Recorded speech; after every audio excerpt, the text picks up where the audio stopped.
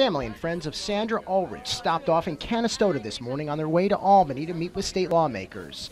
They say the parole board's last-minute decision to temporarily rescind Olrich's murderer, Howard Marnell's upcoming release, was a relief.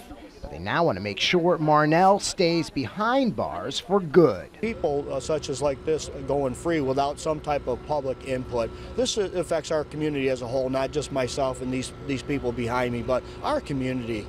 Howard Marnell has spent the last 30 years in prison for the brutal 1982 murder of his sister-in-law, Sandra Olrich. Marnell was scheduled to be paroled on April 16th.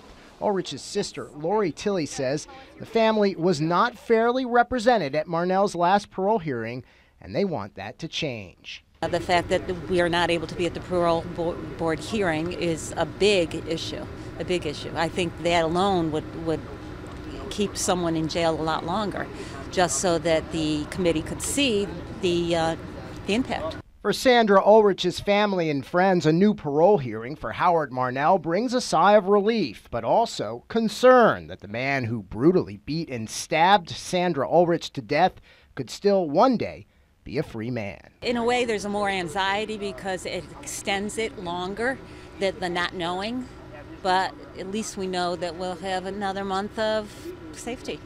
The New York State Parole Board is now asking for new statements to be submitted and has called for a new parole hearing for Howard Marnell. That parole hearing is scheduled to take place in May. In Canastota, Brandon Roth reporting.